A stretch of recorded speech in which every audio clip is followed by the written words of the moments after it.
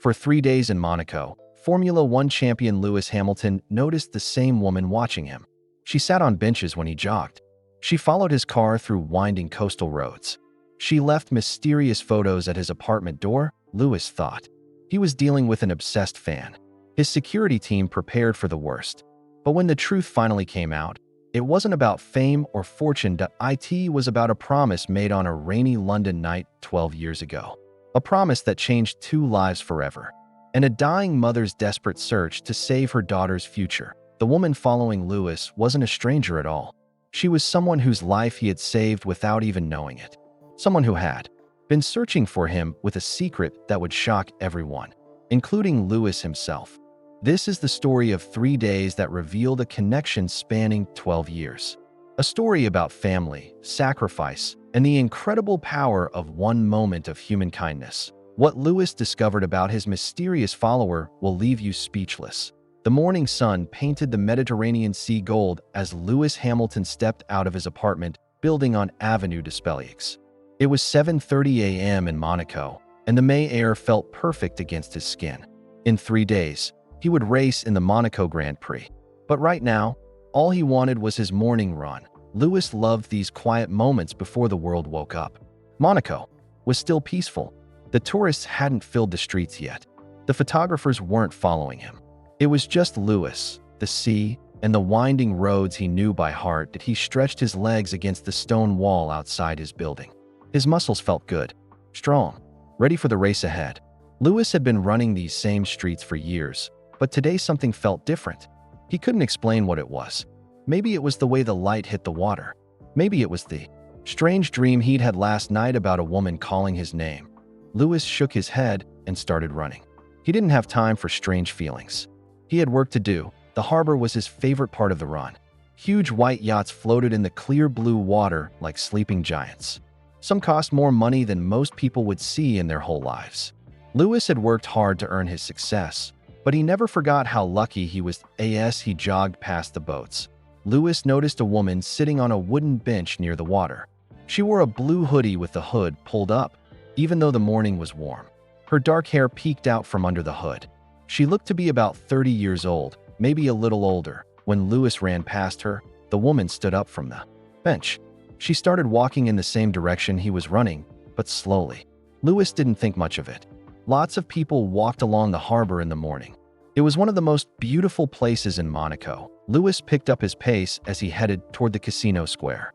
His feet hit the pavement in a steady rhythm. Left, right. His breathing stayed calm and even.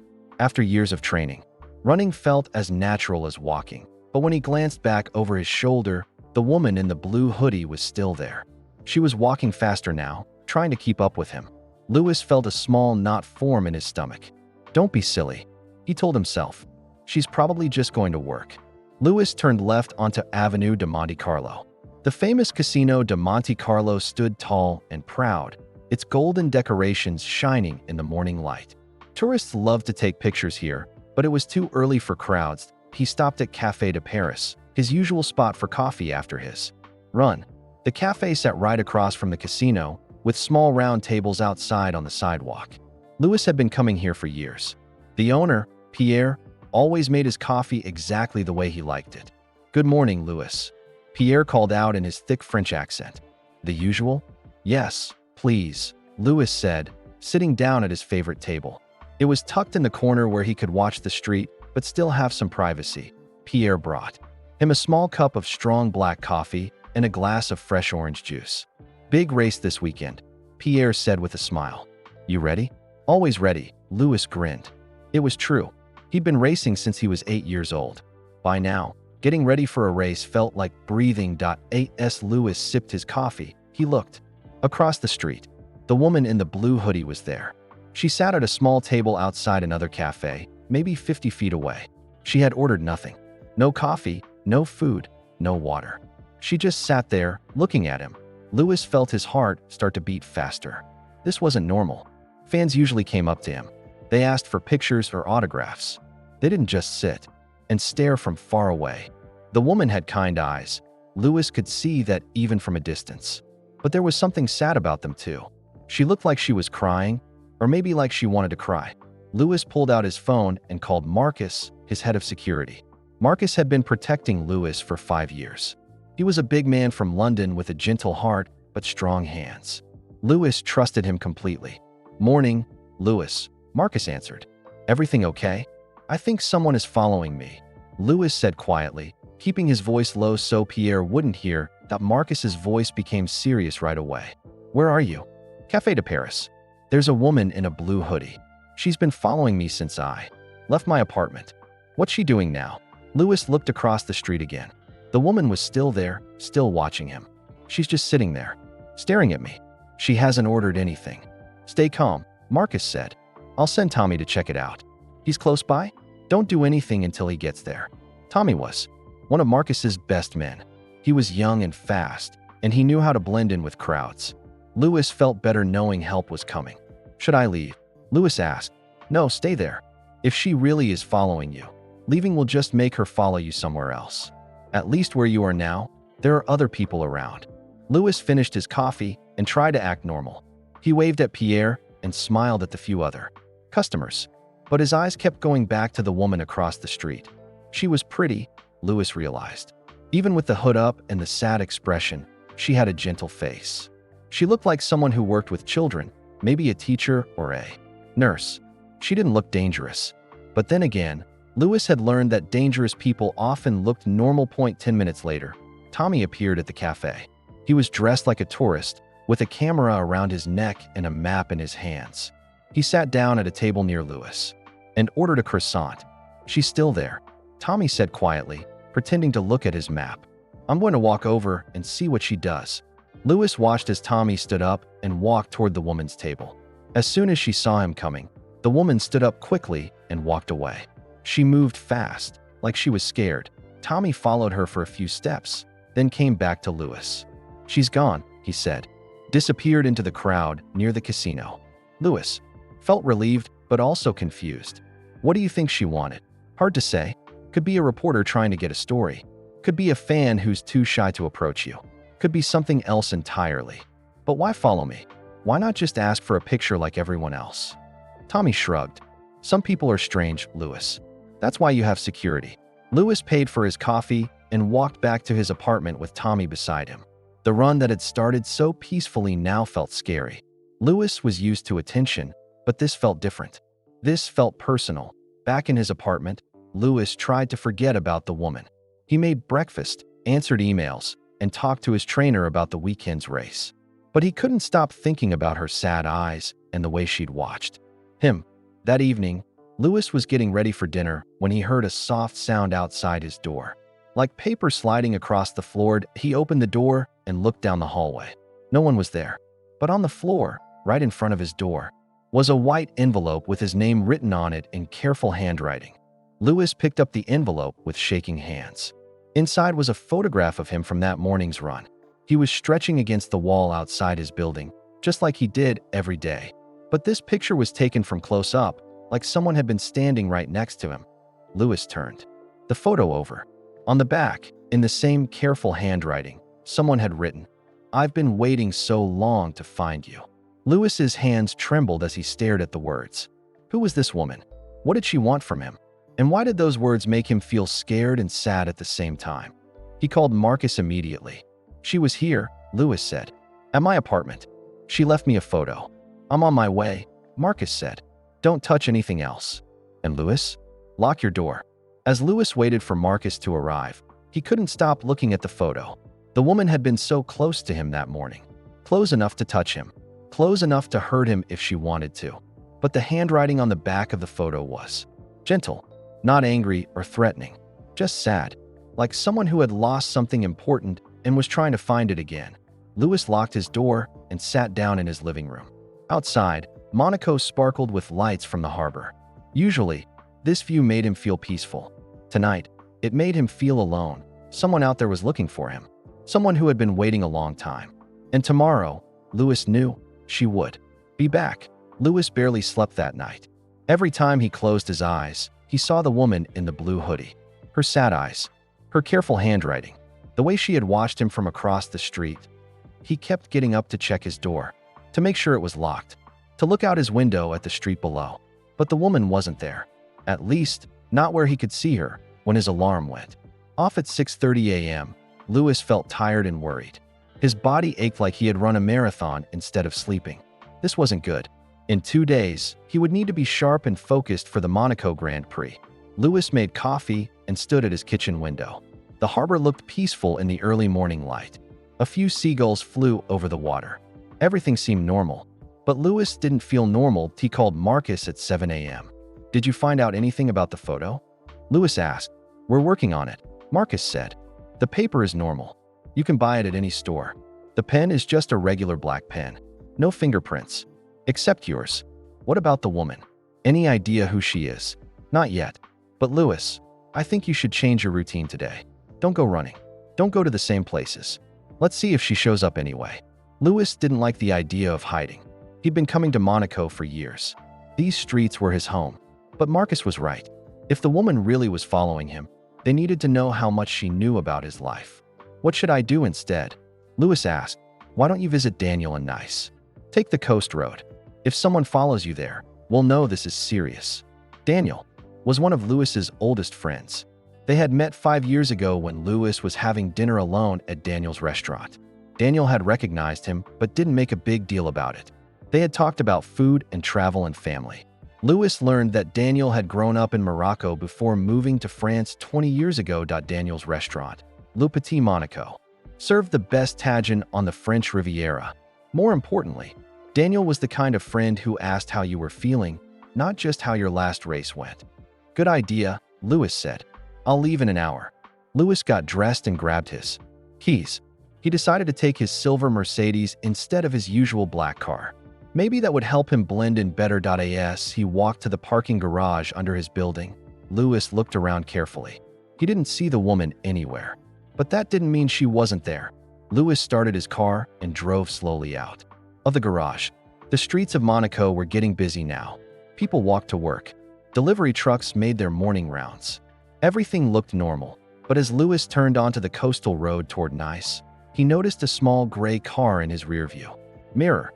It was 3 cars behind him, but it had been there since he left his building. Louis's heart started beating faster.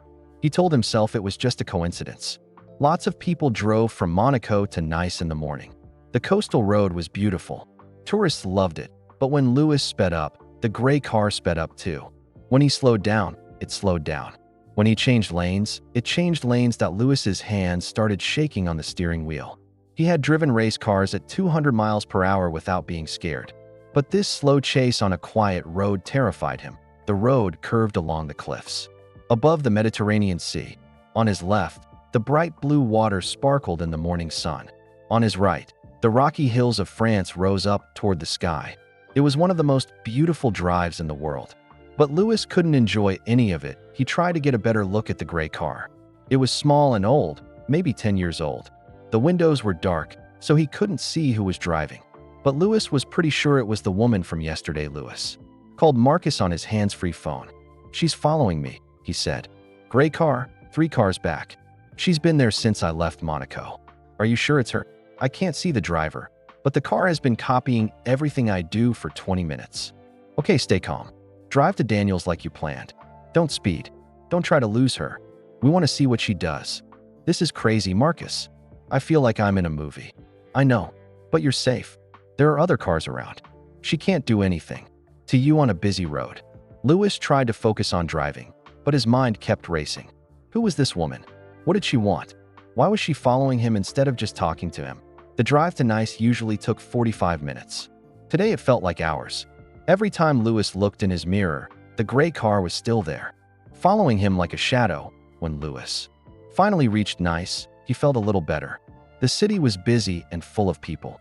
He parked his car near the old town, where Daniel's restaurant was located. As Louis walked toward Le Petit Monaco, he looked back at the street. The gray car was parked about a block away. Louis couldn't see anyone inside it, but he knew she was there, watching him. Daniel's restaurant was small and cozy, with blue and white tiles on the walls and the smell of spices in the air.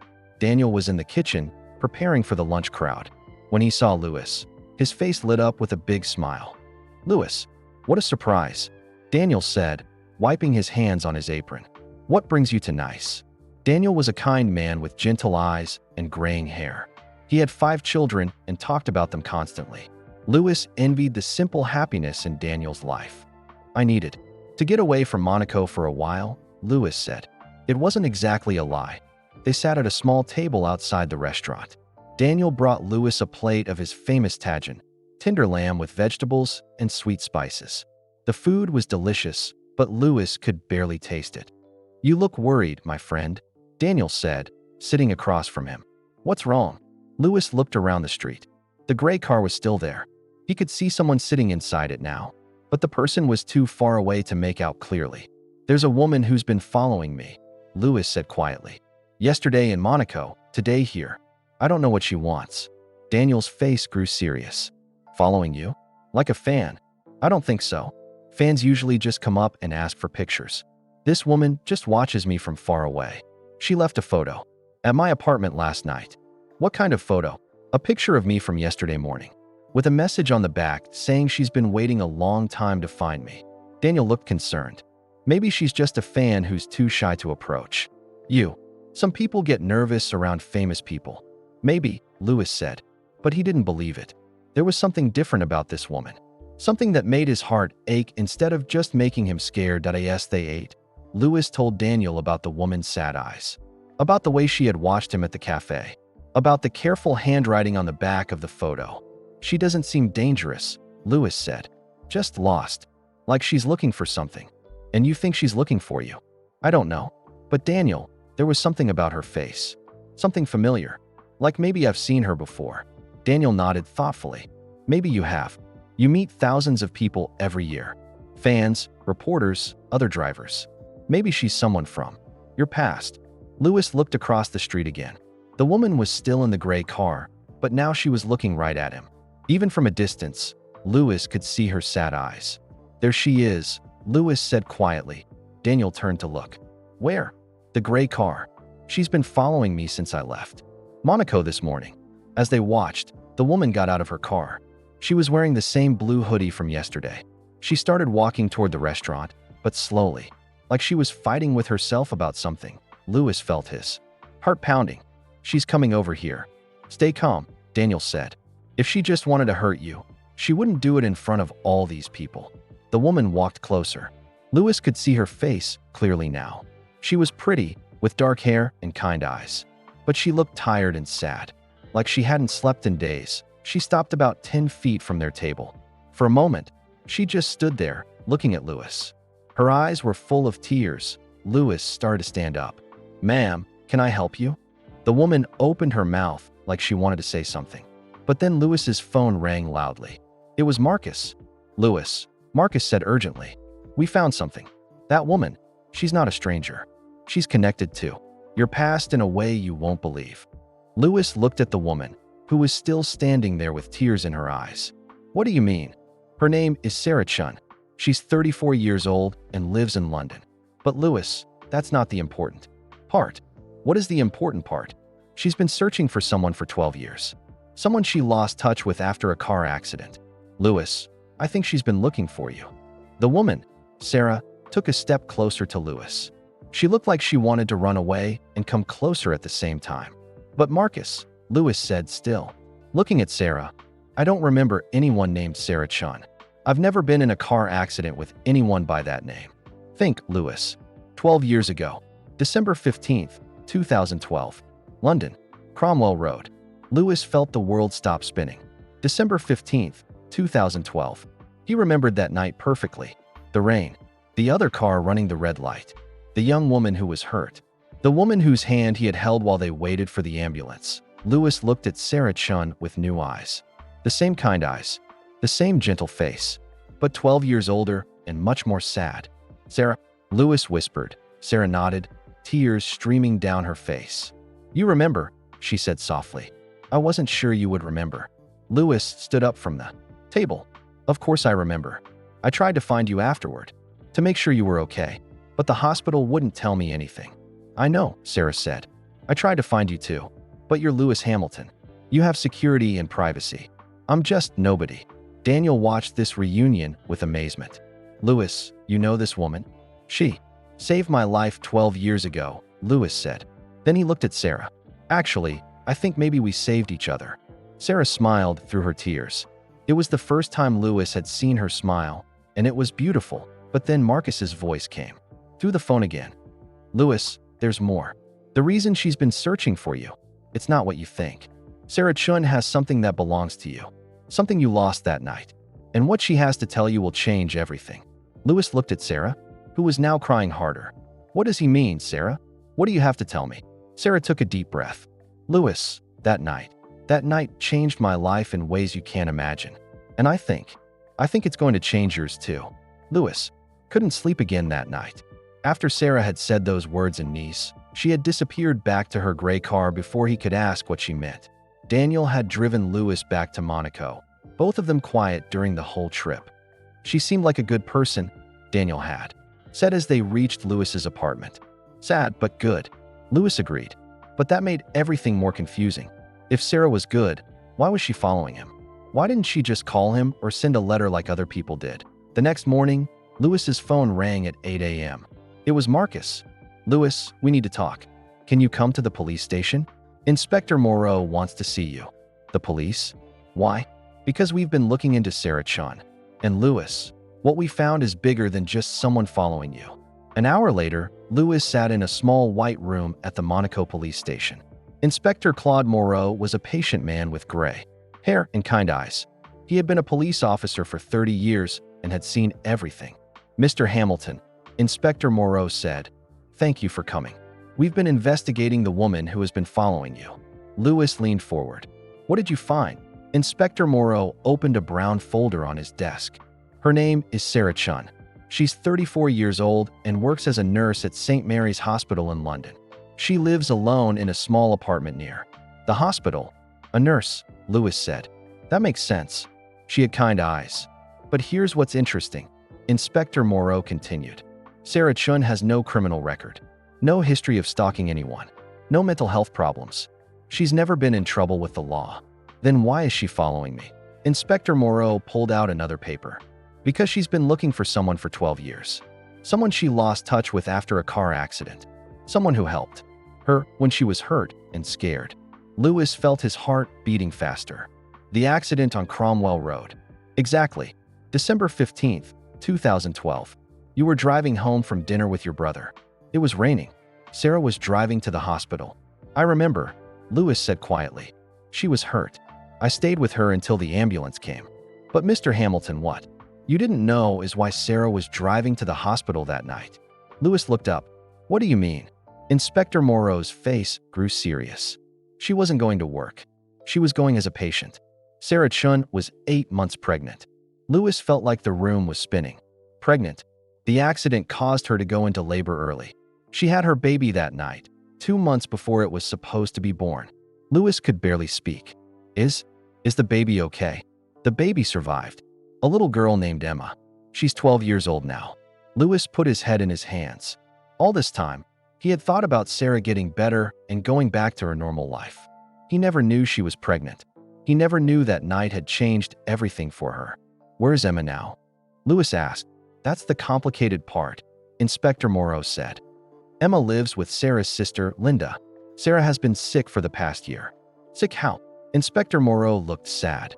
Sarah has cancer, Mr. Hamilton. The doctors say she has maybe 2 months to live. Lewis felt like someone had punched him in the stomach. What? She's been getting treatment in London, but it's not working. That's why she came to Monaco.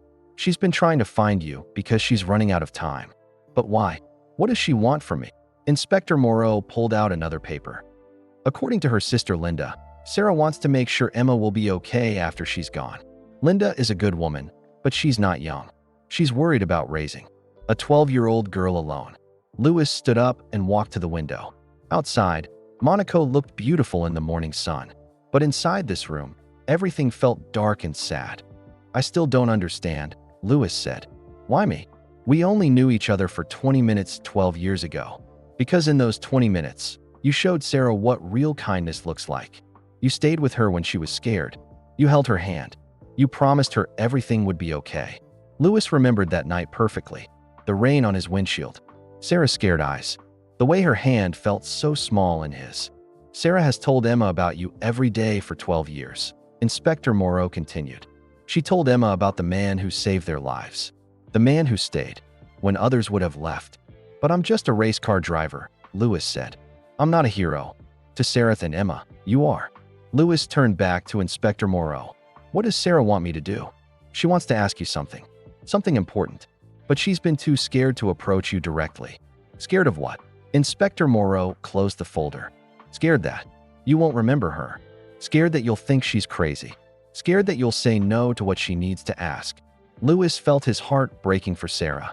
All this time, she had been following him because she was too scared to just knock on his door. Where is she now? Lewis asked. At the Monaco hospital.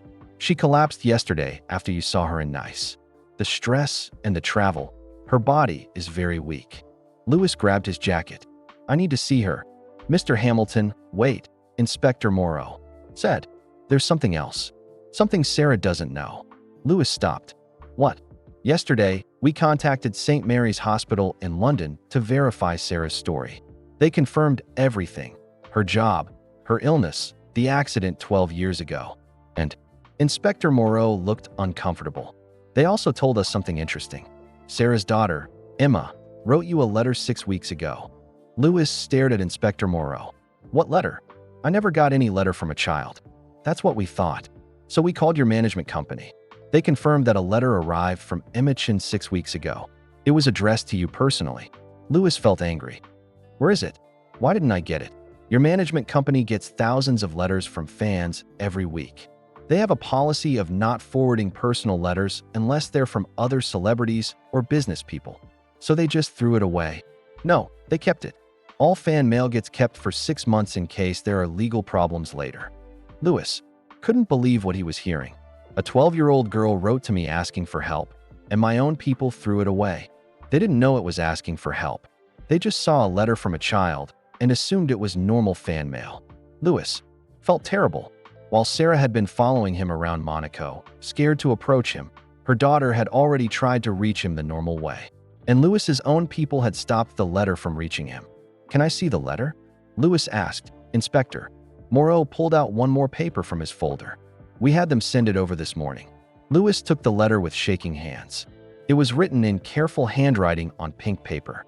At the top, someone had drawn a small heart. Dear Mr. Hamilton, my name is Emma Chun. I am 12 years old. I live in London with my Aunt Linda because my mum is very sick. My mum talks about you all the time. She says you saved our lives when I was born. There was a car accident and you stayed with my mum until help came.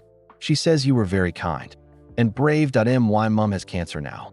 The doctors say she might die soon. She is very sad because she worries about me. She wants to make sure I will be okay when she's gone. I know you are very famous and busy, but could you maybe visit my mum? Or just send her a note. She loves you very much. Not like a crazy fan, but like someone who is grateful. My mum's name is Sarah Chun. We live at 42 Maple Street in London. She would be so happy to see you. Thank you for reading my letter. Love, Emma Chin P.S. I watch all your races on TV. You are very good at driving fast. Lewis felt tears in his eyes as he finished reading.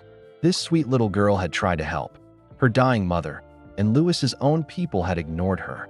Inspector, Lewis said, I need to see Sarah right now, and I need you to do something for me.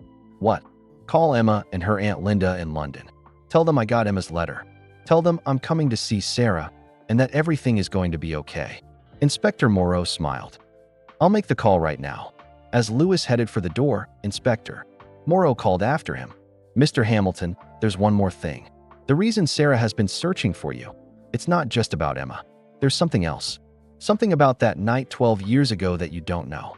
And what she has to tell you will change everything. Lewis stopped with his hand on the door handle. What do you mean? That's for Sarah to tell you. But Mr. Hamilton, that accident wasn't just bad luck. There was a reason Sarah was driving to the hospital that night.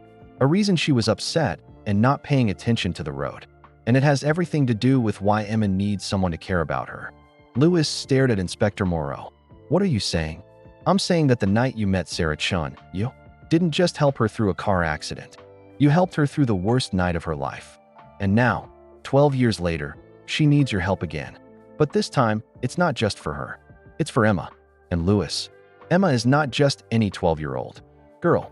She's special in a way that will surprise you. Inspector Morrow opened the door for Lewis. Go see Sarah. Let her tell you the rest of the story. And Lewis, whatever she asks you to do, think carefully before you answer. Because what you decide today will change 3 lives forever. As Lewis walked out of the police station, his mind raced with questions. What had happened to Sarah that night 12 years ago? Why was Emma special? And what was Sarah going to ask him to do? In 1 hour, Lewis would have all his answers. But first, he had to prepare himself for a conversation that would change his life forever. Lewis sat in his car outside Monaco Hospital for 10 minutes before going inside. His hands shook as he held Emma's letter. He had read it 5 times already. But the words still made his heart ache that a 12-year-old girl had tried to save her dying mother by writing to a stranger. And that stranger was him. Lewis thought about that night 12 years ago. He had been so young then, only 27 years old. He was just starting to become really famous in Formula One.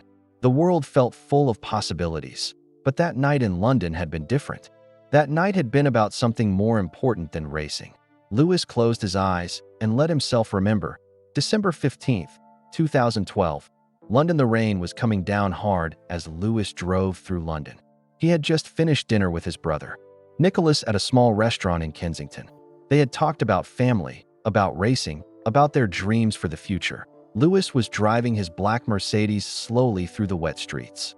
Christmas lights twinkled in shop windows, blurred by the rain on his windshield. The radio played soft music. Lewis felt peaceful and happy that he was thinking about the upcoming season when he stopped at the red light on Cromwell Road. The intersection was busy even at night. Cars waited in all directions. Streetlights reflected off the wet pavement like colored stars. Lewis was planning to call his dad when he got home. Anthony Hamilton had been his biggest supporter since Lewis was a little boy. Lewis wanted to tell him about dinner with Nicholas, about how proud he was of his family. That's when Lewis saw the other car, that a small blue car was coming fast from the left. Too fast for the wet road. Too fast to stop at the red light. Time slowed down. Lewis honked his horn and tried to move his car forward, but there wasn't enough room. The blue car crashed into his passenger side with a terrible sound of breaking glass and twisting metal. That Lewis's car spun twice before hitting a street lamp. His head snapped to the side and hit the window. For a moment, everything was quiet except for the rain. Then Lewis heard crying. He shook his head to clear it and looked around. His car was damaged, but not too bad. The other car, the small blue one, was much worse. The front was completely smashed. Steam rose from under the hood. Lewis unbuckled his seatbelt and ran to the other car. Inside, a young woman was trapped behind the steering wheel. She was conscious but hurt. Blood ran down her face from a cut on her forehead. "Help me," she whispered when she saw Lewis. "Please help me." Lewis tried to open her door, but it was jammed shut. He could see that the woman was in pain. She was holding her stomach with both hands. "I'm here," Lewis said, reaching through the broken window to touch her hand. "You're going to be okay. I promise." The woman looked at him with grateful eyes. She was pretty, with dark hair and a kind face. But right now she looked scared and very young. "Thank you for staying," she said softly. "Most people would have just left." "I would never leave you," Lewis said firmly. "What's your name?" "Sarah," she said. "Sarah Chun. I'm a nurse at St. Mary's Hospital." Lewis felt surprised. "You're a nurse? Were you going to work?" Sarah shook her head, and fresh tears ran down her face. "No, I was going to the hospital. Because, she couldn't finish the sentence. She was crying too hard. "It's okay," Lewis said gently. "You don't have to explain. Just focus on staying calm." Lewis could hear sirens in the distance. Help was coming, but Sarah was getting more upset. "You don't understand," Sarah said through her tears. "I was going to the hospital because something terrible happened tonight. Something that changed everything." "What happened?" Lewis asked, still holding her hand. "My boyfriend, Emma's father, he left me tonight. Just walked out and said he never wanted to see me again." Lewis felt his heart break for her. "I'm so sorry. I'm 8 months pregnant," Sarah continued. "We were supposed to get married next month. We had everything planned. A little apartment, a crib, names picked out. And tonight he said he wasn't ready to be a father." Lewis looked at Sarah's stomach and realized she was much more pregnant than he had first thought. The steering wheel was pressed against her belly. "Sarah, are you hurt?" Is the baby okay? Sarah's eyes went wide with fear. I don't know. Something feels wrong. The pain is getting worse. Lewis looked around desperately. Where was the ambulance? Sarah needed help right now. Listen to me, Sarah, Lewis said, squeezing her hand. I know tonight has been terrible, but you're going to be okay. You and your baby are going to be fine. How do you know? Sarah asked. Because you're strong. I can see it in your eyes. And because I'm not going to leave you alone. Sarah stared at Lewis. You don't even know me. Why do you care? Lewis thought about his answer. Because everyone deserves to have someone stay with them when they're scared. Because your baby deserves to have a mother who knows she's not alone. Sarah smiled through her tears. It was the first time she had smiled since the accident. What's your name? She asked. Lewis. Lewis Hamilton. Sarah's eyes went wide. The race car driver? The Lewis Hamilton. Lewis nodded. Just Lewis right now. I can't believe Lewis Hamilton is holding my hand in the rain. Believe it, Lewis said with a small smile. And believe that everything is going to work out. The ambulance finally arrived with loud sirens and flashing lights. Paramedics rushed over with equipment and stretchers. Lewis had to move back so they could work, but he didn't let go of Sarah's hand. Sir, we need to cut her out of the car, one paramedic said to Lewis. This might take a few minutes.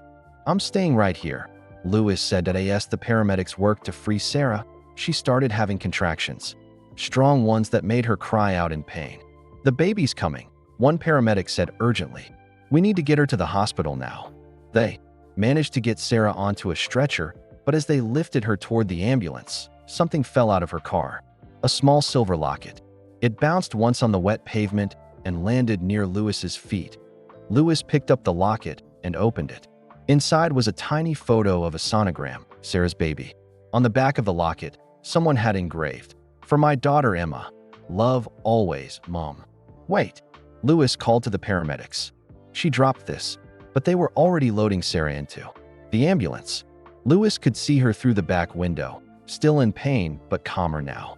Tell her I'll keep it safe, Lewis shouted over the sirens. Tell her I'll find her and give it back. The ambulance drove away into the rainy night, leaving Lewis standing alone under the street light. He was soaked from the rain and his head hurt from hitting the window. But all he could think about was Sarah and her baby. Lewis looked down at the locket in his hand. It was small and simple, but it was the most important thing Sarah owned. A gift for her daughter who was about to be born. Lewis made a promise to himself that night. He would find Sarah Chun. He would make sure she and baby Emma were okay. And he would return this locket to where it belonged. But when Lewis tried to find Sarah at St. Mary's Hospital the next day, they wouldn't tell him anything. Privacy laws, they said. Patient confidentiality. Even though Lewis explained that he was the one who had stayed with her during the accident, they couldn't give him any information. Lewis tried everything. He called the hospital every day for weeks. He contacted the police who had worked the accident scene. He even hired a private investigator. But Sarah Chun seemed to have disappeared. After a year of searching, Lewis finally gave up. But he kept the locket. He put it in his safe at home and told himself that someday, somehow, he would find Sarah and Emma and return what belonged to them. Lewis never forgot that night. Not Sarah's scared eyes or her brave smile. Not the rain on his windshield or the sound of the ambulance sirens. Not the promise he had made to stay with her when she was alone. But Lewis never knew that Sarah was looking for him too. He never knew that she had tried just as hard to find him. He never knew that every day for 12 years, Sarah had told Emma about the man who saved their lives. And Lewis never knew that the reason Sarah was crying that night wasn't just because her boyfriend had left her. Lewis opened his eyes and looked at Monaco Hospital in front of him. Now, 12 years later, he finally had the chance to keep his promise. He still had Sarah's locket, and he was about to see her again. But first, Lewis needed to understand something that had been bothering him since his talk with Inspector Moreau. If Sarah's boyfriend had left her that night, who was Emma's father? And why did Inspector Moreau say Emma was special in a way that would surprise him? Lewis got out of his car and walked toward the hospital entrance. In a few minutes, he would have all his answers. But something told him that the biggest surprise was still coming. As Lewis reached for the hospital door, his phone buzzed with a text message. It was from Marcus. Lewis, we found something about Emma's father. His name was David Hamilton. He's your cousin. Emma is your family. Lewis stopped walking. He read the text 3 times before it sank in. Emma wasn't just any 12-year-old girl. She was his cousin, his blood, his family. And Sarah had been searching for him not just to say thank you. She had been searching for him because Emma belonged with the Hamilton family. Because Louis was the only family Emma had left. Louis looked up at the hospital building. Somewhere inside, Sarah was waiting to tell him the truth about that night. The truth about why her boyfriend had left. The truth about who Emma really was. And the truth about why Louis Hamilton was the only person in the world who could save this little girl's future. Louis's hands shook as he held his phone. He read Marcus's text message again. Emma's father was David Hamilton. He's your cousin. Emma is your family. Louis leaned against the hospital wall. David Hamilton. He remembered his cousin David. They had grown up together, playing in his uncle's backyard every summer. David was 2 years younger than Louis and always full of dreams about becoming an artist. But David had moved to Australia when he was 21. Louis's family had lost touch with him years ago. They didn't even know where he lived anymore. Now Louis understood why Sarah had been so desperate to find him. Emma wasn't just any little girl who needed help. She was a Hamilton. She was family. Louis walked into Monaco Hospital with his heart pounding. The front desk nurse smiled at him. "I'm here to see Sarah Chun," Louis said. "Room 314. Are you family?" The nurse asked. Louis thought about his answer. "Yes," he said finally. "I'm family."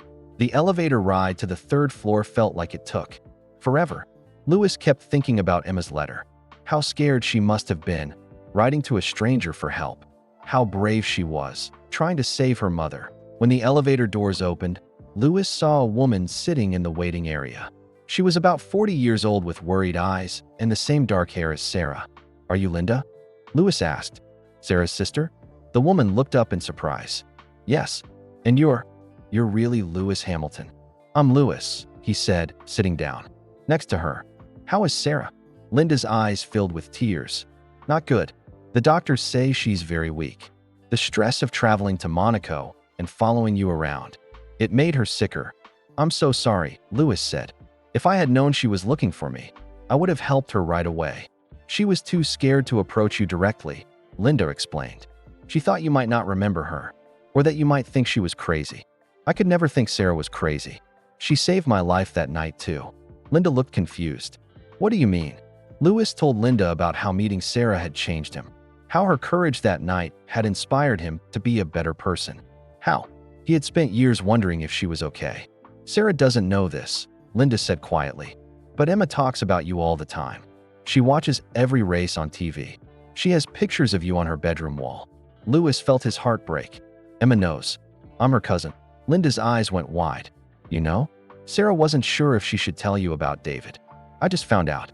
My security team discovered that David Hamilton was Emma's father." Linda nodded sadly. "David was so young when Emma was born. Only 22. Sarah loved him, but he got scared when she told him she was pregnant." "What happened to him?" "He moved to Australia the day after Emma was born. Sarah tried to contact him a few times over the years, but he never responded. I think he felt too guilty about leaving." Louis felt angry at David, but also sad for him. David had missed 12 years of watching his daughter grow up. He would never get those years back. "Can I see Sarah now?" Louis asked. Linda stood up. "She's been asking for you." "But Louis, you should know. She's very sick. She might not look like the woman you remember." Louis followed Linda down the hallway to room 314. Outside the door, Linda stopped. "Louis, there's something else. Something Sarah made me promise to tell you." "What?" Linda looked uncomfortable. "Sarah isn't just grateful that you saved her life. She's been in love with you since that night 12 years ago." Louis stared at Linda. "What?" "She knows it sounds crazy. You only knew each other for 20 minutes. But Louis, in those 20 minutes, you showed her what real love looks like. You stayed with her when she was scared. You promised her everything would be okay. And you kept that promise." Louis didn't know what to say. He had thought about Sarah many times over the years, but he had never imagined she might have feelings for him. "She doesn't expect you to love her back," Linda continued. "She just wanted you to know the truth. She wanted you to understand why finding you was so important to her." Louis took a deep breath. "Can I see her now?" Linda opened the door to room 314. The room was small and white, with one window that looked out at the Mediterranean Sea. Machines beeped softly near the bed. Sarah Chun lay under white blankets, connected to tubes that helped her breathe. She was much thinner than Louis remembered, and her skin was pale. But her eyes were still the same kind eyes from that night 12 years ago. When Sarah saw Louis, she smiled. It was weak, but it was real. "You came," she whispered. Louis sat down in the chair next to her bed. "Of course I came. I told you I would never leave you." Sarah's eyes filled with tears. "You remember." Louis reached into his jacket pocket and pulled out the silver locket. Sarah's eyes went wide. "You kept it," she said in amazement. "I promised I would find you and give it back," Louis said, gently placing the locket in Sarah's hand. "I always keep my promises." Sarah held the locket against her heart. "I thought I'd lost it forever. I've been looking for you for 12 years, Sarah. I tried to find you at the hospital, but they wouldn't tell me anything. I know. I tried to find you too. But you're Louis Hamilton. You have security and privacy. I'm just a nurse from London." Louis took Sarah's other hand, the same hand he had held that rainy night. "You're not just anything, Sarah. You're one of the bravest people I've ever met." Sarah squeezed his hand weakly. "Louis, I need to tell you something. About that night. About why I was really driving to the hospital. Linda told me about David leaving you." Sarah's face grew sad. "David was your cousin. I didn't know that when we met. I only found out later when I was trying to find you." "Why didn't David tell you he was related to me?" "He was ashamed. He said the Hamilton family would be disappointed in him for getting a girl pregnant and then running away." Louis felt his heart ache for both Sarah and David. "Sarah, my family would never judge anyone for being scared. We would have helped you. That's what I hoped. That's why I've been looking for you all these years." Louis looked at Sarah's tired face. "What do you need from me, Sarah? How can I help?" Sarah took a shaky breath. "Louis, I'm dying. The doctors say I have maybe 2 months left." Louis felt tears in his eyes. "I'm so sorry. I'm not afraid for myself, but I'm terrified for Emma. Linda is a good woman, but she's not young. She can't raise a 12-year-old girl alone." Louis understood. "Now, you want me to help take care of Emma. I know it's too much to ask. You have your own life, your racing career, your friends and family. But Louis, Emma doesn't have anyone else. David is gone. My parents died when I was young. Linda is all she has, and Linda is getting old." Louis looked out the window at the beautiful Monaco harbor. He thought about his life, the races, the travel, the constant attention. It was exciting, but it was also lonely sometimes. "Sarah, what exactly are you asking me to do?" Sarah's voice was barely a whisper. "I'm asking you to be Emma's guardian, to adopt her when I'm gone, to give her a family and a future." Louis felt the weight of Sarah's request. Adopting a 12-year-old girl would change everything about his life. But when he looked at Sarah's hopeful eyes, he remembered the promise he had made that rainy night. "Tell me about Emma," Louis said. "What's she like?" Sarah's face lit up despite her illness. "She's wonderful, Louis. She's smart and kind and funny. She loves to read and wants to be a doctor someday. She's never been in trouble. She just needs someone to believe in her." "Does Emma know you're asking me this?" "No. I wanted to talk to you first. But Louis, Emma has been writing about you in her diary since she was little. She calls you the man who saved Mummy. She's always dreamed of meeting you." Louis thought about Emma's letter. How mature and loving it was. How much she cared about her mother. "Sarah, if I said yes to this, what would happen to Emma? Where would she live?" "She could live with you. Or if that's too much, maybe you could just visit her sometimes. Make sure she's okay. Help her with school. Be the father figure she's never had." Louis squeezed Sarah's hand. "Sarah, I need you to know something. I've thought about you every day for 12 years. Not romantically. I didn't know you felt that way. But I've thought about your courage that night. Your strength. You changed my life too." Sarah stared at him. "Really? Really? And Sarah, if Emma is half as amazing as her mother, then she's going to be incredible." Sarah started crying.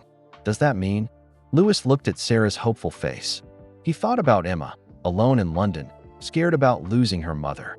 He thought about David, somewhere in Australia, not knowing his daughter needed him. He thought about his own family and how much they valued loyalty and love. "Sarah, I can't promise I'll be a perfect father figure. I travel a lot for racing. I don't know anything about raising a 12-year-old girl." Sarah's face fell. "I understand. But," Louis continued, "I can promise that Emma will never be alone. I can promise that she'll always have family. And I can promise that I'll love her and protect her like she was my own daughter." Sarah's eyes filled with tears of joy. "Really? You'll adopt her?" "Really," Louis said. "Emma is a Hamilton. She belongs with us." Sarah squeezed Louis's hand with all her remaining strength. "Thank you. Thank you for staying with me that night. Thank you for keeping your promise. And thank you for giving Emma a future." Louis leaned forward and kissed Sarah's forehead gently. "Thank you for trusting me with the most important thing in your life." As Louis sat with Sarah in the quiet hospital room, he realized that his life was about to change completely. In a few months, he would be responsible for a 12-year-old girl he had never met. He would be a father, but when Louis thought about Emma's brave letter and Sarah's loving sacrifice, he knew he was making the right choice. Emma needed him, and maybe, Louis thought, he needed Emma too. Outside the window, the sun was setting over Monaco. Soon, Louis would call Emma in London and tell her that her dreams were about to come true. She was going to meet the man who saved her mummy. And more than that, she was going to have a family who would never leave her. But first, Louis had one more thing to ask Sarah. Something that had been bothering him since Inspector Moreau's cryptic warning. "Sarah," Louis said gently. "Inspector, Moreau said there was something else. Something about that night that I don't know. What did he mean?" Sarah's face grew serious. "Louis, there's one more thing I need to tell you. Something I've never told anyone. Not even Linda." Louis waited. "That night, when I was driving to the hospital, the accident wasn't really an accident. I was crying so hard about David leaving that I couldn't see clearly. I ran that red light on purpose." Louis stared at her in shock. "I wasn't trying to hurt anyone else," Sarah continued quickly. "I just wanted the pain to stop. But Louis, if you hadn't been there, if you hadn't stayed with me and made me want to live, I might not have fought to survive. You didn't just save my life that night. You gave me a reason to want to live." Louis felt tears running down his face. "Sarah," and "Emma," Sarah whispered. "Emma is alive because you made me believe that life was worth living. She's alive because you showed me what love looks like." Louis understood now why Sarah had been so desperate to find him. He hadn't just helped her through a car accident. He had saved her from the darkest moment of her life. And in doing so, he had saved Emma too. "Sarah," Louis said softly, "you and Emma saved me too. That night taught me what really matters. Not winning races or being famous, but being there for people when they need you most." Sarah smiled peacefully. "We saved each other." "Yes," Louis said. "We did." The next morning, Louis woke up in his Monaco apartment feeling like his whole world had changed. Yesterday, he had been a single race car driver with only himself to worry about. Today, he was going to be a father to a 12-year-old girl he had never met. Louis made coffee and sat on his balcony overlooking the harbor. The morning was beautiful, but he felt nervous. How do you tell a child that her mother is dying? How do you promise to take care of someone when you don't know how to be a father? His phone rang at 9 a.m. It was Linda calling from London. "Louis, I told Emma that you got her letter. She's been crying happy tears all morning." Louis smiled. "How? Is she taking the news about what we discussed?" "She doesn't know about the adoption yet. Sarah wanted to talk to Emma herself first." "But Louis, Emma is so excited to meet you. She's been talking nonstop about the man who saved her mummy. When can I meet her?" Louis asked. "Sarah wants Emma to come to Monaco. She wants all three of you to be together when she explains everything." Louis felt his heart racing. "When?" "Tomorrow. I'll bring Emma on the morning flight." "Sarah doesn't have much time left, Louis. Maybe a week or two." Louis closed his eyes. Everything was happening so fast. But he knew Sarah was right. Emma needed to understand what was going to happen while her mother was still alive to explain it. "Linda, is Emma scared?" "A little. She's never been on a plane before. She's never left London. But mostly she's excited. She's been packing since 6 this morning." Louis laughed despite his nerves. "What is she packing?" "Everything she owns, I think. Books, stuffed animals, her diary, pictures of you from magazines. She even packed her school uniform in case she needs to go to school in Monaco." Louis felt his heart melt. Emma sounded like the sweetest kid in the world. "Linda, can I talk to her? Just for a minute. She'd love that." "Hold on." Louis heard rustling and whispered voices. Then a small, nervous voice came on the phone. "Hello? Mr. Hamilton." "Hi, Emma. You can call me Louis." "Really? Are you really Louis Hamilton?" Louis smiled at her excitement. "I really am. And Emma, Want you to know how brave you were to write me that letter. I was scared you wouldn't read it. I'm sorry I didn't get it sooner. If I had, I would have called you right away." Emma was quiet for a moment. "Mr. Lewis? My Aunt Linda says you knew my mummy when I was born." "I did. Your mummy is one of the bravest people I've ever met. She talks about you all the time. She says you held her hand when she was scared." Lewis felt tears in his eyes. "She held my hand too, Emma. We helped each other." "Mr. Lewis, is my mummy going to get better?" Lewis's heart broke. How do you answer that question? How do you tell a 12-year-old that her mother is dying? "Emma, your mummy loves you very much, and she wants to make sure you're always taken care of. That's why she wanted to find me." "Because you're my cousin?" Lewis was surprised. "You know about that? Aunt Linda told me this morning. She said my daddy was your cousin, but he went away before I was born." "That's right. His name was David. He was my cousin." Emma was quiet again. "Do you think he would have liked me if he had stayed?" Lewis felt his heart breaking for this little girl. "Emma, I think anyone who meets you is going to love you. You sound like an amazing kid." "Really? Really? And Emma, I can't wait to meet you tomorrow." "Me too. I have so many questions for you. Like, what's it like to drive so fast? And do you get scared during races? And do you really live in Monaco where there are princes and princesses?" Lewis laughed. "I'll answer all your questions when I see you, okay?" "Okay, Mr. Lewis." "Yes, thank you for saving my mummy.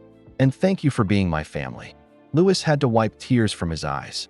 "Thank you for being my family too, Emma." After Lewis hung up, he sat on his balcony for a long time thinking about Emma. She sounded so sweet and smart, but also so young. How was she going to handle losing her mother? How was Lewis going to help her through that? Lewis decided to call his own father, Anthony Hamilton. Anthony had raised Lewis and his brother Nicholas mostly by himself after their parents divorced. If anyone knew about being a single father, it was Anthony. "Dad, I need to tell you something important." "What's wrong, son?" Lewis told his father the whole story. About the accident 12 years ago. About Sarah and Emma. About David running away. About Sarah being sick and asking Lewis to adopt Emma. Anthony was quiet for a long time after Lewis finished. "Dad, are you there?" "I'm here, Lewis. I'm just thinking about David. We lost touch with him years ago. I always wondered what happened to him. He has a daughter, Dad, your granddaughter, and she needs a family. And you said yes to adopting her." "I did. Was that the right thing to do?" Anthony's voice was warm. "Lewis, I've never been more proud of you. That little girl is family. Family takes care of family. But Dad, I don't know how to be a father. I travel all the time. I don't know anything about raising kids. Nobody knows how to be a father when they start. Son, you learn as you go. And Lewis, you have something more important than experience. You have a good heart." Lewis felt better after talking to his father. Anthony promised to help with Emma however he could. He even offered to let Emma stay with him in England when Lewis had to travel for races. That afternoon, Lewis drove back to Monaco Hospital to see Sarah. She looked weaker than yesterday, but her eyes were bright with hope. "How did the phone call with Emma go?" Sarah asked. "She's amazing, Sarah. You should be so proud." Sarah smiled. "She's the best thing I've ever done with my life." "Sarah, I want you to know something. I'm not just adopting Emma because she's family. I want to adopt her because she sounds like an incredible kid who deserves all the love in the world. She is incredible. But Lewis, I need to prepare you. Emma has never had a father figure. She might be shy at first, or she might test you to see if you'll really stay." "What do you mean?" "Emma has been abandoned before. By David. By my parents when they died. She's learned not to trust that people will stay in her life." Lewis nodded. "I understand. I'll be patient." "And Lewis, Emma doesn't know yet that I'm dying. I've told her I'm sick, but not how sick. I want to tell her tomorrow when she gets here. I want her to hear it from me." Lewis squeezed Sarah's hand. "How can I help?" "Just be there. Let her know that even though she's losing me, she's gaining you. Let her know that this isn't another abandonment. This is a new beginning." That evening, Lewis couldn't concentrate on anything. He tried to watch TV, but his mind kept wandering. He tried to read, but the words didn't make sense. Finally, he decided to go for a walk along the harbor. As Lewis walked past the yachts and restaurants, he thought about how much his life was about to change. In a few months, there would be a little girl living in his apartment. Someone who would need breakfast every morning and help with homework every night. Someone who would depend on him for everything. That IT was scary. but it was also exciting. Lewis had spent his whole adult life focused on racing. Now he was going to learn what it meant to focus on someone else. Lewis's phone buzzed with a text message. It was from an unknown number in London. "Mr. Lewis, this is Emma. Aunt Linda let me use her phone. I can't sleep because I'm so excited to meet you tomorrow. I packed my favorite book to show you. It's about a race car driver who saves people, just like you saved my mummy. See you tomorrow." Emma. Lewis smiled as he read the message. He texted back, "I can't wait to meet you too, Emma. Sweet dreams." Lewis. A few minutes later, another text came. "Mr. Lewis, will you really be my family? Forever? Even if I make mistakes or do something wrong?" Lewis's heart ached as he read Emma's message. This little girl had been let down so many times that she couldn't believe someone would really stay. Lewis typed back carefully, "Emma, families stick together no matter what. Even when people make mistakes. Even when things get hard. That's what family means. And you will always be my family." Lewis. Emma's response came immediately. "Thank you. I love you already." Emma. Lewis sat down on a bench overlooking the water and cried. Happy tears and sad tears all mixed together. Tomorrow, he would meet this brave little girl who had already been through so much. Tomorrow, he would become a father. And tomorrow, Sarah would have to say goodbye to the daughter she loved more than anything in the world. Lewis looked up at the stars reflecting on the calm water. He made a silent promise to Sarah, to Emma, and to himself. He would be the father Emma deserved. He would give her all the love and stability she had been missing.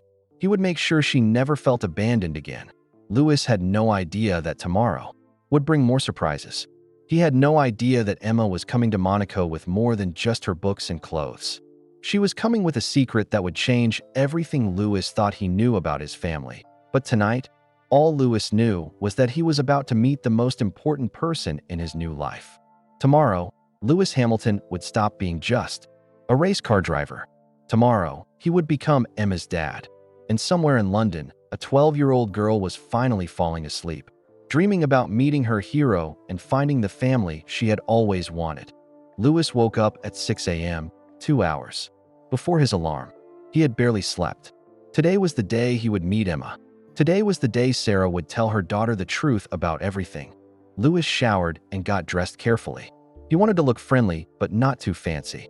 Emma was just a kid, but this was the most important first impression of his life. At 10 a.m., Lewis drove to Nice Airport to pick up Emma and Linda. His hands shook on the steering wheel. What if Emma didn't like him in person? What if she changed her mind about wanting him as family? Lewis waited in the arrivals area, holding a small sign that said Emma Chun with a smiley face drawn on it. He felt silly, but he wanted Emma to smile when she saw it. The London flight landed right on time. Lewis watched passengers walk through the doors. Business people with briefcases, families with strollers, tourists with cameras. Then he saw them. Linda walked through the doors first, pulling a small purple suitcase. Behind her was a little girl with dark hair and 2 braids. She wore a blue dress and white shoes. She carried a backpack that looked almost as big as she was. Emma Chun looked exactly like her mother, but with the bright eyes of a child who still believed in magic. Emma saw Lewis's sign and her whole face lit up. She dropped her backpack and ran toward him. Mr. Lewis, you're really here." Lewis knelt down as Emma crashed into him with a huge hug. She was so small and warm. Her hair smelled like strawberry shampoo. "Hi, Emma," Lewis said, hugging her back. "I'm so happy to finally meet you." Emma pulled back to look at his face. "You're even taller than I thought. And your smile is just like in the pictures." Lewis laughed. "You're even more beautiful than your mummy said you were." Emma blushed. Really? Are you ready to go see your mom?" Emma nodded eagerly. "I brought her favorite cookies from London. And I brought my diary to show you both. And guess what? What? I lost my first tooth on the airplane. The tooth fairy is going to have to find me in Monaco." Lewis grinned.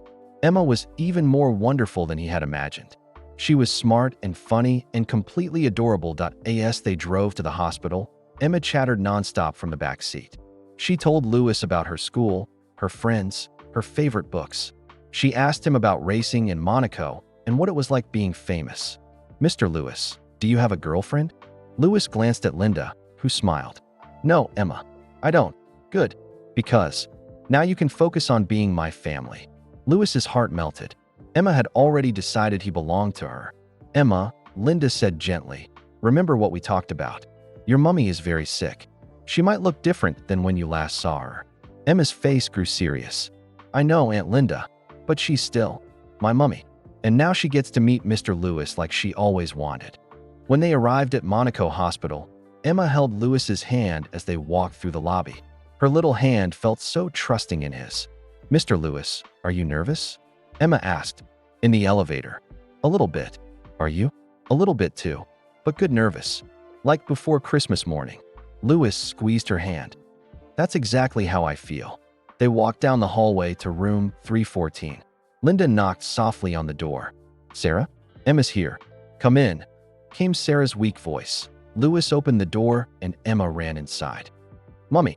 Sarah was sitting up in bed, wearing the silver locket Lewis had returned to her. Her face was pale and thin, but her eyes were bright with joy. My beautiful girl, Sarah said as Emma climbed carefully onto the bed. I missed you so much. I missed you too, Mummy. Are you feeling better? Sarah hugged Emma close. I'm feeling perfect now that you're here. Emma pulled back and looked at Lewis, who was standing quietly by the door. Mummy, look. It's really him. It's really Mr. Lewis. Sarah smiled at Lewis. Yes, sweetheart. This is Lewis Hamilton, the man I told you about. Emma scrambled off the bed and took Lewis's hand. Come meet my mummy properly. Lewis walked over to Sarah's bed. Hello again, Sarah. Hello, Lewis. Thank you for coming to get Emma. Emma looked back and forth between them. You two are friends now, right? Real friends? Yes, Lewis said. We're real friends. Good. Emma climbed back onto the bed next to her mother. Mummy, I brought you cookies from Mrs. Peterson next door. She says they'll make you strong again. Sarah's eyes filled with tears. That was very thoughtful, sweetheart. Emma opened her backpack and pulled out books, drawings, letters from her classmates, and a small package of homemade cookies. She spread everything on Sarah's bed like treasures. And look, Emma pulled out a small notebook with a sparkly cover. This is my diary. I wrote about Mr. Lewis in it lots of times. Lewis sat down in the chair next to the bed. What did you write about me? Emma flipped through the pages. Here, I wrote, Dear Diary, today Mummy told me again about the man who saved us. I hope I get to meet him someday and say thank you. I think he must be the nicest person in the world. Lewis felt tears in his eyes. That's very sweet, Emma. And here, Emma found another page. I wrote, Dear Diary, I saw Mr. Lewis win a race on TV today. When he smiled after winning, I pretended he was smiling at me and Mummy. I think if he was my daddy, he would be proud of me like that. Lewis looked at Sarah, who was crying quietly. Emma had been dreaming about having him as a father for years. Emma, Sarah said gently, I need to talk to you about something important. Emma put down her diary. What is it, Mummy? Sarah took a deep breath. Sweetheart, you know I've been sick for a while. Yes, but you're getting better, right? Sarah looked at Lewis, then back at Emma. Emma, my love, I'm not getting better. I'm getting sicker. Emma's smile faded. What do you mean? I mean that I'm going to die soon, sweetheart. Maybe in a few weeks. Emma stared at her mother. No, you're not. The doctors are going to fix you. The doctors tried everything they could. But sometimes people get sick in ways that can't be fixed. Emma started crying. But I need you, Mummy. You can't leave me. Sarah pulled Emma close. I know, baby. I know. And I don't want to leave you. But I need to make sure you're taken care of when I'm gone. I want to stay with Aunt Linda. Aunt Linda loves you very much. But she's getting older, and taking care of a little girl is hard work. Emma looked at Lewis through her tears. Is that why Mr. Lewis is here? To say goodbye to you too? Lewis moved his chair closer to the bed. Emma, I'm here because your mummy asked me to take care of you when she can't anymore. Emma wiped her nose. What do you mean? Sarah spoke softly. Emma, Lewis is going to be your new daddy. He's going to adopt you, and you're going to live with him. Emma looked shocked. Really? Mr. Lewis wants to be my daddy. Lewis nodded. I would be honored to be your daddy, Emma. If you want me to be. Emma was quiet for a long moment, thinking, would I live in Monaco? With the princes and princesses? You would live with me, and we'd figure out everything else together. Would I still be Emma Chun? Lewis looked at Sarah. You could be Emma Chun Hamilton. Keep your mummy's name and add mine. Emma smiled a little through her tears. Emma Chun Hamilton. That sounds nice. And Emma, Sarah said, Lewis is your family. Real family. Do you remember how I told you that your daddy's last name was Hamilton? Emma nodded. Louis was your daddy's cousin. That means Louis is your cousin too. You're not just getting adopted by a stranger. You're going home to your real family. Emma's eyes grew wide. We're really related? Louis nodded. We're really related. You're a Hamilton, Emma. You always have been. Emma looked at Louis with wonder. So you're not just adopting me to be nice. You're adopting me because I belong with you. Exactly. Emma was quiet again, processing everything. Finally, she looked at her mother. Mummy, if I go live with Louis, will you be able to watch me from heaven? Sarah's voice broke. I'll be watching you every single day, sweetheart. And I'll be so proud of you. And Louis will really take care of me? Forever. Louis took Emma's small hand. Forever and always, Emma. I promise. Emma looked at Louis seriously. Even if I'm sad sometimes, even if I miss Mummy and cry, especially, then, that's what daddies are for. Emma smiled through her tears. Okay, I want you to be my daddy. Louis felt his heart fill with love for this brave little girl. And I want you to be my daughter. Emma climbed off the bed and into Louis's lap. She was so small and light. Daddy Louis? Yes, sweetheart. Will you still race cars when I'm your daughter? Do you want me to keep racing? Emma nodded. Yes, and I want to come watch you win. Louis laughed. Then I'll keep racing. And you can come to every race if you want. Really? Really? Emma hugged Louis tight. I love you, Daddy Louis. Louis felt tears streaming down his face. I love you too, Emma. Sarah watched her daughter and Louis together, smiling through her own tears. Louis, there's one more thing I need to tell you. Louis looked up. What? Sarah reached under her pillow and pulled out a large manila envelope. Emma doesn't know this yet, but I've been saving something for her. Something that belonged to her father. Emma looked curious. What is it, Mummy? Sarah opened the envelope and pulled out a stack of papers and photographs. These are letters your daddy wrote to me before you were born, and pictures of him, and a letter he wrote to you that he never sent. Emma's eyes went wide. My daddy wrote me a letter? He did. He wrote it the day you were born, but he was too scared to give it to me. Louis felt confused. How did you get it? David sent it to me last month, along with these other things. He's been living in Australia, but he's been thinking about Emma all these years. Emma looked at the envelope with wonder. My daddy remembered. Me. He never forgot you, sweetheart. He was just too scared and ashamed to come back. Louis felt a chill. Sarah, what exactly did David send? Sarah handed Louis a letter addressed to him. He sent this for you too, Louis. He wants to explain why he left, and he wants to ask you something important. Louis opened the letter with shaking hands. Inside was a short note in handwriting he remembered from childhood.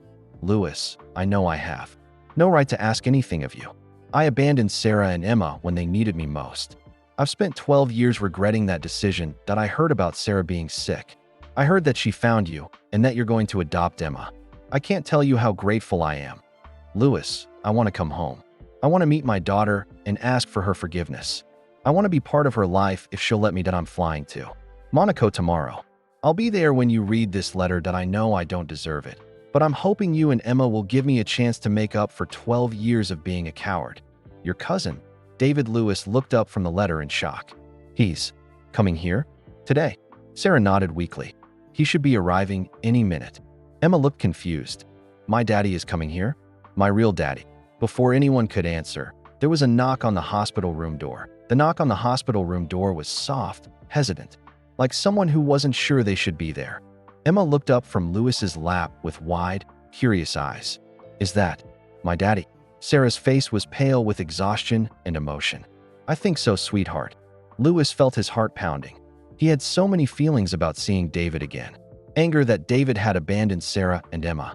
Sadness for all the years David had missed. But also hope that maybe, somehow, this could help Emma. Come in. Sarah called weakly. The door opened slowly. A man stepped inside, and Louis recognized him immediately. David Hamilton looked exactly like Louis remembered, just older. Same brown hair, same Hamilton family eyes, same nervous smile. But David looked scared, like a little boy who had done something wrong and was afraid of getting in trouble. Emma stared at the stranger in the doorway. Are you my daddy? David's eyes filled with tears when he saw Emma. Yes, sweetheart. I'm your daddy, and you're the most beautiful little girl I've ever seen. Emma didn't move from Louis's lap. She studied David's face carefully. You look like Mr. Louis. but older. We're cousins, David said softly. We grew up together. Emma tilted her head. Why did you go away before I was born? David's face crumpled. It was the question he had been dreading for 12 years. Because I was scared. Emma, I was young and scared, and I made a terrible mistake. What kind of mistake? David looked at Sarah, then at Louis, then back at Emma. I was scared of being a daddy. I thought I wasn't good enough to take care of you and your mummy. Emma considered this. But you were wrong, right? Everyone can. Learn to be a good daddy. David nodded, tears streaming down his face. I was very wrong, and I've regretted leaving every single day since then. Louis watched this conversation with mixed feelings. Part of him wanted to protect Emma from more disappointment, but another part of him could see how much David regretted his choices. Emma looked at David seriously. Do you want to be my daddy? Now, David took a step closer to the bed. More than anything in the world, Emma, but I know I don't deserve it. I know you might not want me to be. Emma looked at Louis, then at her mother, then back at David. I already have a daddy now. Daddy Louis is going to adopt me. David's face fell, but he nodded. I know, and I think that's wonderful. Louis will be an amazing father to you. But, Emma continued thoughtfully, maybe I could have two daddies? Daddy Louis who takes care of me every day, and Daddy David who helps too. Louis felt surprised by Emma's wisdom. This 12-year-old girl was handling this situation better than any of the adults. Emma, Louis said gently, what do you think about that idea?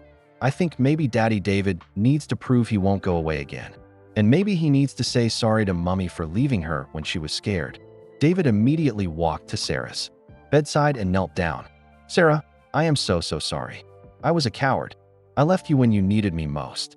I missed Emma's whole life because I was too afraid to face my responsibilities.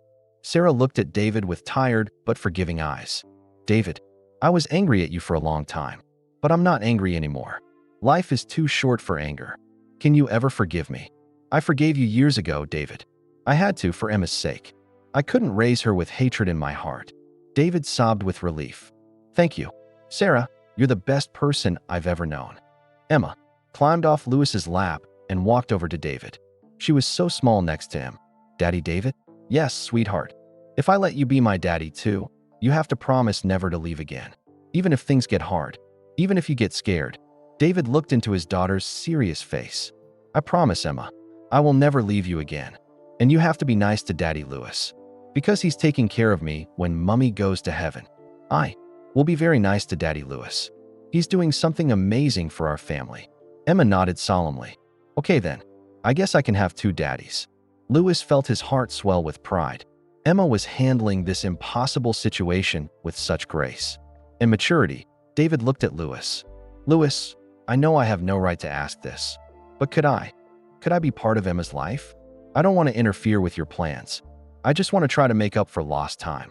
Louis thought carefully. David, Emma is going to live with me. That's not changing. But if you want to visit her, if you want to build a relationship with her, I think that could be good for her. Really? But Emma is right. You have to prove you'll stay. This little girl has been abandoned too many times already. David nodded eagerly. I'll prove it. I'll do whatever it takes. Emma looked at everyone in the room. So now I have Mummy, and Aunt Linda, and Daddy Louis, and Daddy David. That's a lot of family. Sarah smiled weakly. You deserve all the family in the world, sweetheart. But then Sarah's face grew very serious. There's one more thing I need to tell all of you. Something I've never told anyone. Louis sat forward. What is it, Sarah? Sarah looked at Emma, then at David, then at Louis. The night of the accident, when I was driving to the hospital, I wasn't just upset about David leaving me. David frowned. What do you mean? Sarah took a shaky breath. I was driving to the hospital because I had made a decision. I was going to give Emma up for adoption. Everyone in the room went silent. I was 19 years old, alone, and scared. I thought I couldn't raise a baby by myself. I had already signed papers to give her to a family who wanted a child. Emma stared at her mother. You were going to give me away? Sarah's voice was barely a whisper. I thought it would be better for you, sweetheart. I thought you deserved parents who were ready and prepared. But the accident changed everything. Louis said, understanding. Sarah nodded. When you stayed with me that night, Louis, when you held my hand and promised everything would be okay, you made me believe I could be a good mother. You made me believe Emma and I could make it together. David looked shocked. Sarah, I had no idea. You left before I could tell you about the adoption papers. But Louis, that night, you didn't just save my life. You saved Emma from growing up with strangers. You saved our family before it even began. Emma climbed back onto the bed and hugged her mother. I'm glad you changed your mind, Mummy. Me too, sweetheart. Me too. Louis felt overwhelmed by this revelation. 12 years ago, without knowing it, he had changed the course of 2 lives. His simple act of staying with a scared woman had kept a mother and daughter together. There's more, Sarah continued. The adoption agency, they had already chosen the family for Emma, a nice couple from London who couldn't have children of their own. What happened to them? Emma asked. Sarah smiled sadly. I called them from the hospital and told them I had changed my mind. I told them I was keeping my baby. They were disappointed, but they understood. Do you remember their names? Louis asked. Sarah nodded. James and Helen Morrison. They sent me a card when Emma was born, wishing us well. They said they hoped someday they would find their own child to love. Emma looked thoughtful. Maybe they found another baby who needed them. I hope so, sweetheart. David had been listening to all of this with tears in his eyes. Sarah, if I had known about any of this, if I had known you were thinking about adoption, you would have what, David? Come back? Married me? Raised Emma? David hung his head. I don't know. I was so young and stupid. But maybe I would have tried harder to be brave. It doesn't matter now, Sarah said gently. What matters is that Emma is here, and she's loved, and she's going to have a wonderful future. Emma looked around the room at all the adults who loved her. Mummy, when you go to heaven, will you tell God thank you? Thank you for making Mr. Louis be there that night. Sarah kissed Emma's forehead. I'll tell him every day, sweetheart. Louis felt tears in his eyes as he watched this mother and daughter together. In a few weeks, Sarah would be gone, but her love for Emma would live on forever. Sarah, Louis said softly, I want you to know something. Taking care of Emma isn't going to be a burden for me. It's going to be the greatest honor of my life. Sarah smiled at him through her tears. I know, Louis. I can see it in the way you look at her. You already love her like she's your own. She is my own. She's been my family since the day she was born, even if I didn't know it yet. David stepped forward. Louis, Sarah, Emma. I know I don't deserve to be part of this family, but if you'll let me, I want to spend whatever time Sarah has left getting to know Emma. And then, if Emma wants me to, I want to help Louis take care of her. Emma looked at David seriously. You have to promise again. Promise you won't leave. I promise, Emma. I'm never leaving again. Emma smiled. Good. Because I think maybe having 2 daddies might be even better than having one. Louis laughed despite his tears. I think you might be right about that. Sarah looked around the room at her daughter, surrounded by love. Emma, you are the luckiest little girl in the world. So many people love you. I know, Mummy. And I love all of them too. As the evening grew darker outside the hospital window, the new family sat together talking and laughing and crying. Sarah told stories about Emma's childhood. David talked about his life in Australia and his regrets. Louis shared his plans for Emma's future, and Emma, wise beyond her years, listened to it all with the understanding that even though she was losing her mother, she was gaining something precious. She was gaining a family who would never let her go. But as the night went on, Sarah grew weaker. The excitement and emotion of the day had drained her remaining strength. I think I need to rest now, Sarah said quietly. Everyone started to leave, but Emma climbed back onto the bed one more time. Mummy, I'm scared about you going to heaven. I know, sweetheart, but remember what I told you. I'll always be watching over you. And now you have Daddy Louis and Daddy David to take care of you. Will you visit me in my dreams? Every night if I can. Emma kissed her mother's cheek. I love you, Mummy. Thank you for not giving me away. Thank you for keeping me. Sarah held her daughter close one last time. Thank you for being the best thing that ever happened to me. As they left the hospital that night, Louis held Emma's hand while David walked beside them. 3 generations of Hamiltons, finally together. Emma looked up at the stars over Monaco. Daddy Louis? Yes, sweetheart. Do you think Mummy will be okay in heaven? Louis squeezed her small hand. I think your Mummy will be more than okay. I think she'll be proud and happy, knowing you're loved and safe. Good, Emma said with satisfaction. Because I want her to be proud of me forever. She already is, Emma. She already is. 2 days later, Sarah Chun passed away peacefully in her sleep. Holding the silver locket, Louis had returned to her. But her story didn't end there. It began a new chapter filled with love, family, and the promise that some bonds are stronger than time, stronger than fear, and stronger than anything that tries to break them apart. That we'd love to know. Where are you listening from today? Drop your location in the comments below. If this story touched your heart, please give this video a thumbs up and subscribe to our channel for more amazing, true-to-life stories that will inspire and move you. Most importantly, share this video with your friends and family. Stories like these remind us of the power of human connection and the importance of never giving up on the people we love. Help us spread kindness and awareness, one story at a time. Thank you for listening, and remember, sometimes the most beautiful families are the ones we choose to create through love, not just blood. See you in the next story.